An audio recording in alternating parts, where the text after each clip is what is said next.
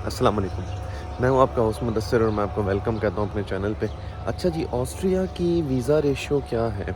सबसे पहले तो आप ये समझ लें कि वीज़ा रेशो होती क्या है। वीज़ा रेशो ये होती है जनाब कि इस साल इतने लोगों ने ऑस्ट्रिया के लिए वीज़ा अप्लाई किया और इतने लोगों को वीज़ा मिला, इतने लोगों को वीज़ा नहीं मिला। ये होती है जनाब वीज़ा रेशो। अब ये एक ऐसी इंफॉर्मेशन है कि ये एम्बेसी स्टाफ के अलावा, और वो भी स्पेसिफ़िकली हर बंदे को एम्बेसी में नहीं ये चीज़ें पता होती। ये चीज़ें पता होती हैं जो वीज़ा ऑफ़िसर्स होते हैं, जो वीज़ा इशू करते हैं। तो उन लोगों को सिर्फ़ ये चीज़ें पता होती हैं। आपको बंदा आपको ये इन्फॉर्मेशन दे जनाब कि जी वीज़ा रेशो इतनी होती है, ऑस्ट्रिया वाले वीज़े नहीं दे रहे, आजकल वीज़ा रेशो बहुत थोड़ी हुई है वग़ैरह वग़ैरह। तो ये सारी चीज़ें ना मतलब कोई सही बात नहीं है, क्योंकि ये मैंने आपको जैसे पहले बताया कि ये सारी चीज़ें जो है ना, ये सिर्फ़ एम्बेसी वाले ही 100% बता सकते हैं। अब आपके मेरे राब्ते में या किसी भी स्टूडेंट के राब्ते में जो कॉन्टैक्ट्स होते हैं, जो लोग ऑस्ट्रिया में अप्लाई कर रहे होते हैं, कितने के लोग होंगे? 5 लोग होंगे, 10 लोग होंगे, हद कोई 15 को जानता होगा, कोई 20 को जानता होगा। मुझसे ऑलमोस्ट 100-200 से ज़्यादा स्टूडेंट्स मुझसे राब्ते में और मुझसे गाइडेंस वगैरह ले रहे हैं। तो मुझे बहुत ज़्यादा इन्फॉर्मेशन है इस चीज़ के बारे में, और मैं उन लोगों को भी ये बात 100% सर्टेनिटी से नहीं कह सकता कि जी ऑस्ट्रिया की वीज़ा रेशो इतनी है और इतनी नहीं है। हाँ, हम ये फैक्टर्स डिस्कस कर सकते हैं कि ऑस्ट्रिया में जब रेजिडेंस परमिट आप अप्लाई करते हैं तो कौन कौन सी ऐसी ऑब्जेक्शंस हो सकती हैं या कौन सी ऐसी रीज़न्स हो सकती हैं जिनकी वजह से आपके केस के लिए ऑब्जेक्शन हो सकती हैं। अच्छा, सबसे पहली जो मेन ऑब्जेक्शन आती है ना, वो आती है लोगों की सबसे ज़्यादा बैंक स्टेटमेंट में।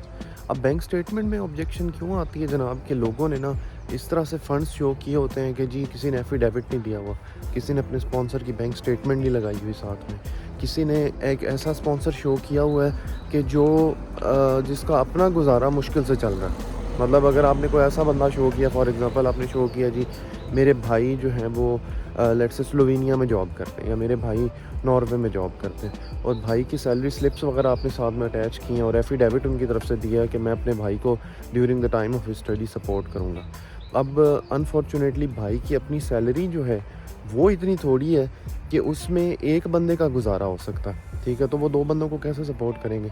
तो ये सारी चीज़ें जब मजिस्ट्रेट देखते हैं ना यहाँ पे, तो वो फिर इस चीज़ पे ऑब्जेक्शन करते हैं और वो पूछते हैं कि जी ये ऐसा क्यों है और ऐसा कैसे पॉसिबल होगा?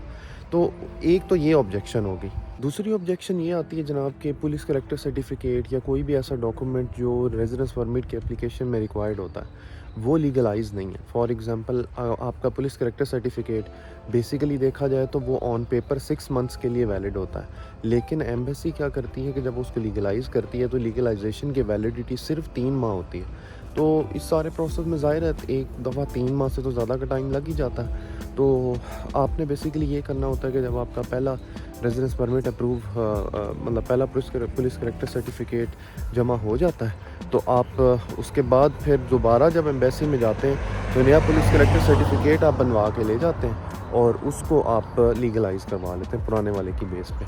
तो इसका तो ये सोल्यूशन है। तो यानी इन शॉर्ट आप देख लें कि जो डॉक्यूमेंट्स वगैरह मिस होते हैं उनकी वजह से रेजिडेंस परमिट जो है वो मतलब रिजेक्ट तो नहीं मैं उसको कहूँगा कि ऑब्जेक्शन लगती है। Rejection is the very last step. Austria के स्टडी प्रोसेस में सबसे क्रिटिकल, सबसे इम्पॉर्टेंट जो चीज़ है ना जनाब, वो है आपका एडमिशन।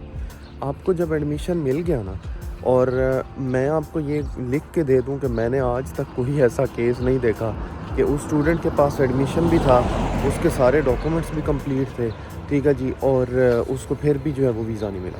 ये अब मैं ये नहीं कहूँगा कि 100% पॉसिबिलिटी है या 100% चांस है कि उसको मिलना ही मिलना या गारंटी है, क्योंकि ये तो ज़ाहिर है कोई एम्बेसी वाला ही आपको बता सकता है जिसने वीज़ा लेना है, वो कहता हुआ अच्छा लगता है। लेकिन मैंने क्योंकि ऐसा कोई केस कभी देखा नहीं है, तो इसलिए मैं आपको अपनी तरफ से ये सर्टेनिटी से कह सकता हूँ कि अगर आपकी सारी चीज़ें कंप्लीट हैं, दैट मीन्स कि आपको इंशाल्लाह अल्लाह खैर करे, होपफुली आपको वीज़ा मिल जाएगा। तो ये थी जनाब आज की वीडियो, और इंशाल्लाह मिलते हैं नेक्स्ट में। अल्लाह हाफ़िज़, अस्सलाम वालेकुम।